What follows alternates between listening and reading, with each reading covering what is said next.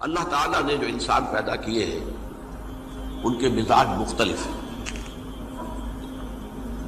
ان میں کچھ لوگ ہوتے ہیں جو قوی ہوتے ہیں ارادے کے، جو فیصلہ کر لیا ڈٹ گئے. کچھ لوگوں میں وہ قوت ارادی اتنی مضبوط نہیں ہوتی، وہ ادھر ادھر سوچتے رہتے ہیں. کچھ لوگ جسمانی طور پر بہت توانا ہوتے ہیں، کچھ لوگ جسمانی طور پر پیدائشی طور پر کمزور ہوتے ہیں. تو اگر کوئی قوت ارادی کمزور رکھنے والا شخص ہے، وہ بھی تو اللہ کی تخلیق ہے، اللہ کا بندہ ہے، خطاؤں کا ظہور ہو جاتا ہے، توبہ کرتا ہے، پھر کچھ عرصے کے بعد پھر خطا کا ظہور ہو جاتا ہے، پھر توبہ کرتا ہے. تو ہم تو یہ سمجھیں گے کہ ایک حد کے بعد پھر اس کی توبہ قبول نہیں ہونی چاہیے. لیکن حدیث سنیے. وعن ابی ہریرہ رضی اللہ تعالی عنہ قال قال رسول اللہ صلی اللہ علیہ وسلم ان عبدا اذنب ذنبا، یقیناً ایک بندہ جو ہے وہ ایک گناہ کرتا ہے. فقال، پھر وہ کہتا ہے رب، اے میرے پروردگار، اذنبت فاغفر لی، مجھ سے گناہ ہو گیا ہے، مجھے معاف فرما دے.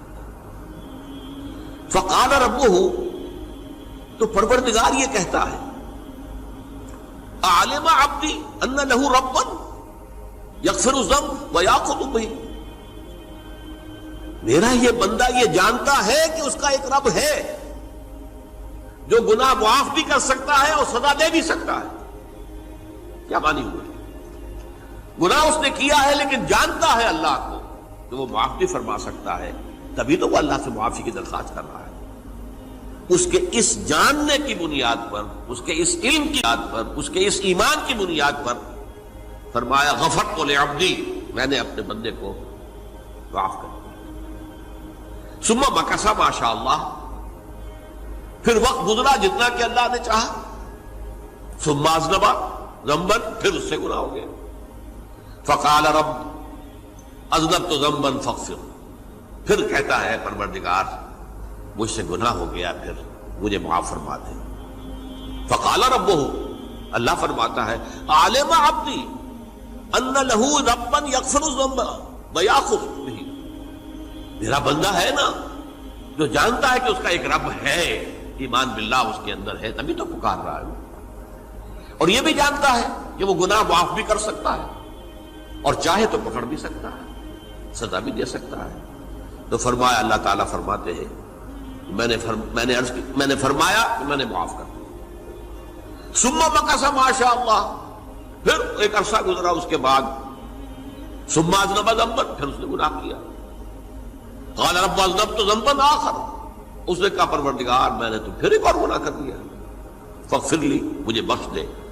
فقال اعلم عبدی ان لہ ربا یغفر الذنب ویأخذ بہ، میرا بندہ جانتا ہے نا کہ اس کا ایک رب ہے جسے وہ پکار رہا ہے، کہ وہ جانتا ہے کہ اسے اختیار حاصل ہے کہ چاہے تو بخش دے اور چاہے تو پکڑ لے. اس کے اس علم، اس ایمان کی بنیاد پر میں نے اسے معاف کر دیا. ایک اور حدیث، میں نے چونکہ اس گفتگو کے لیے ان احادیث کا تفحص کیا ہے، یہ تو بہت ہیں حدیثیں، میں نے ان میں سے کچھ چنی ہیں. ہمارے بعض واعظ ناصح وہ بھی کسی شخص کو روکتے رہے، برائیوں سے روکتے رہے، نہیں رکتا تو کہیں غصے میں آ کے اللہ تجھے کبھی معاف نہیں کرے گا. یہ کتنا بڑا جرم ہے، اس کا اندازہ کیجئے اس حدیث سے. تم میرے بندے کو میری رحمت سے مایوس کر رہے ہیں، کتنا بڑا جرم ہے، اس کا اندازہ کیجئے. یہ مسلم شریف کی روایت ہے عن جندب، حضرت جندب رضی اللہ تعالی عنہ سے، ان رسول اللہ صلی اللہ علیہ وسلم حدث، کہ اللہ کے رسول صلی اللہ علیہ وسلم نے ایک واقعہ بیان کیا. ان رجلا قال، کہ ایک شخص نے یہ کہا واللہ لا یغفر اللہ لفلان، کہ خدا کی قسم اللہ تعالیٰ فلاں شخص کو کبھی معاف نہیں کرے گا. وَأَنَّ اللَّهَ تَعَالَى قَالَ، اس پر اللہ تعالیٰ نے یہ فرمایا منزل نزیت اللہ علیہ، یہ کون ہے جو میرے اوپر حکومت کرنے والا آ گیا، جو میری طرف سے حکم لگا رہا ہے کہ میں کبھی معاف نہیں کروں گا؟ منزل نزی، کون ہے وہ شخص؟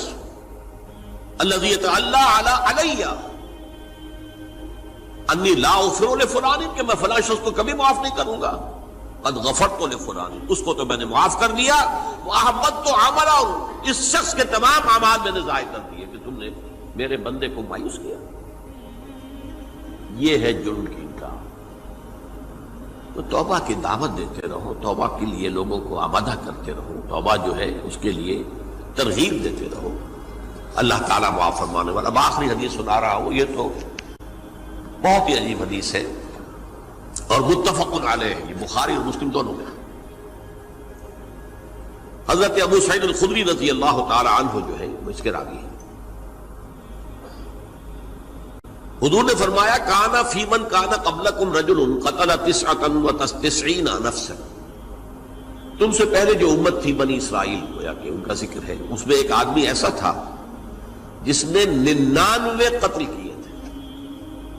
اب آپ اندازہ کیجئے کتنا بڑا گناہ کبیرہ ہے قتل۔ قرآن مجید میں آتا ہے وَكَأَنَّمَا قَتَلَ النَّاسَ جَمِيعًا، اگر ایک انسان کو بھی ناحق قتل کر دیا گیا تو یہ ایسی ہے گویا کہ اس نے پوری نوع انسانی کو قتل کر دیا، اس نے 99 قتل کیے۔ فَهَلْ لَهُ مِن تَوْبَةٍ، پھر اس کے بعد یہ ہوا کہ اس کے اندر توبہ کا جذبہ پیدا ہوا۔ فَسَأَلَ عَنْ أَعْلَمِ أَهْلِ الْأَرْضِ، تو اس نے پھر سوال کیا، لوگوں سے پوچھا کہ زمین میں رہنے والوں میں کون سب سے بڑا عالم ہے؟ فَدُلَّ عَلَى رَاهِبٍ، تو اسے بتایا گیا فلاں راہب فلاں جگہ پر ہے، وہ بہت نیک ہے، بڑا عالم ہے۔ فَأَتَاهُ، وہ اس کے پاس آیا، فَقَالَ أَنَّهُ قَتَلَ 99 نَفْسًا فَهَلْ لَهُ مِن تَوْبَةٍ، انہوں نے کہا دیکھیے راہب صاحب، میں نے 99 انسان قتل کیے، اب مجھے یہ بتائیے کہ میرے لیے توبہ کا کوئی امکان ہے؟ فَقَالَ لَا، انہوں نے کہا نہیں۔ فَقَتَلَهُ، اس نے اس کو بھی قتل کر دیا۔ فَكَمَّلَ بِهِ 100، اپنی سینچری مکمل کر لی، مطلب 99 کے بعد ایک کی کسر تھی، اس کو بھی قتل کیا، 100 پورے کر لیا۔ ثُمَّ سَأَلَ عَنْ عَالِمِ أَهْلِ الْأَرْضِ، پھر اس نے پوچھا کوئی اور، کوئی بڑے عالم انسان ہو۔ فَدُلَّ عَلَى رَجُلٍ عَالِمٍ، پھر اس کی رہنمائی کی گئی ایک بڑے عالم شخص کی طرف۔ فَقَالَ إِنَّهُ قَتَلَ 100 نَفْسٍ، تو اس نے وہاں جا کر کہا کہ میں 100 انسان ہلاک کر چکا ہوں، قتل کر چکا ہوں۔ فَهَلْ لَهُ مِن تَوْبَةٍ، میرے لیے توبہ کا کوئی امکان ہے؟ فَقَالَ نَعَمْ، کہا کیوں نہیں، 100 قتل کیے تب بھی کیا ہے، توبہ کا راستہ دروازہ کھلا ہوا، مَا لَمْ يُغَرْغِرْ، جب تک کہ وہ گھنگرو نہیں بج رہا، اس وقت تک تمہارے توبہ کا دروازہ کھلا ہوا ہے۔ فرمایا نعم، وَمَن يَحُولُ بَيْنَهُ وَبَيْنَ التَّوْبَةِ، تمہاری توبہ کے درمیان اور تمہارے درمیان کون حائل ہو سکتا ہے؟ توبہ کا دروازہ کھلا ہے۔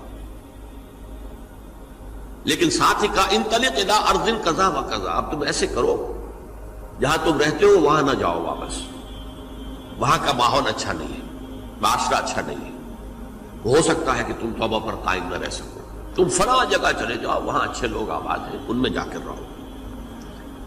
فإن بها أناسا يعبدون اللہ تعالی، وہاں ایسے لوگ آباد ہیں جو اللہ کی بندگی کرتے ہیں۔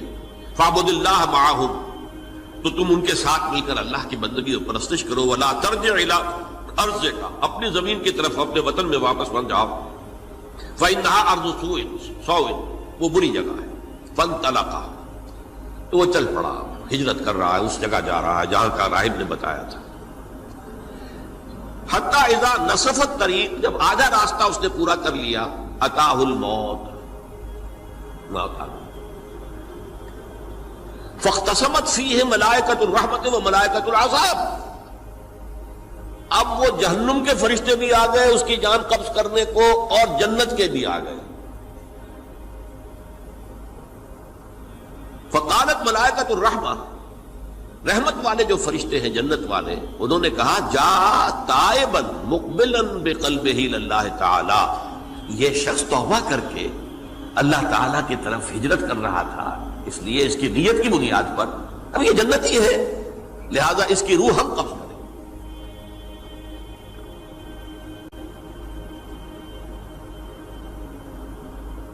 وقالت الملائکۃ العذاب، اور وہ جو عذاب والے فرشتے ہیں وہ کہیں گے انہ لم یعمل خیرا قط، تو نے توبہ کے بعد کوئی نیک عمل تو کیا ہی نہیں، تو کس بنیاد پر اس کو تم جنت میں لے جاؤ گے؟ اس کو تو دوزخ میں جانا چاہیے۔ فاتاہ ملک فی صورت آدمی، تو ان کے پاس اللہ نے ایک اور فرشتے کو بھیج دیا آدمی انسانی شکل کے اندر، فجعلوہ بینہم، تو ان فرشتوں نے کہا بھائی ہمارا فیصلہ کرا دو، اس کی روح ہم لینا چاہتے ہیں یا ہم لینا چاہتے ہیں، انہیں حکم بنا لیا۔ فقال قیسوا ما بین الارضین فإلی ایتہما کان اقرب، کہ تم فاصلہ ناپ لو جہاں سے وہ چلا ہے اور جہاں جا رہا تھا اور یہاں اس کی موت ہو رہی ہے، تو کون سا فاصلہ زیادہ ہے؟ جب ناپا گیا، بلکہ ایک حدیث میں آتا ہے کہ اس پر اللہ نے زمین کو جو ہے حکم دے دیا، ایک طرف والی زمین تو سکڑ جا، دوسری والی جو ہے تو پھیل جا، تاکہ وہ جو جدھر جو جا رہا تھا وہ زیادہ قریب ہو جائے بنسبت اس کے کہ جہاں سے وہ چلا تھا۔ تو اس فیصلے پر پھر جو فرشتے تھے جو کہ رحمت کے فرشتے تھے وہ اس بندے کو لے گئے جنت کے اندر۔ یہ ہے توبہ کی عظمت اور اس کی تاثیر۔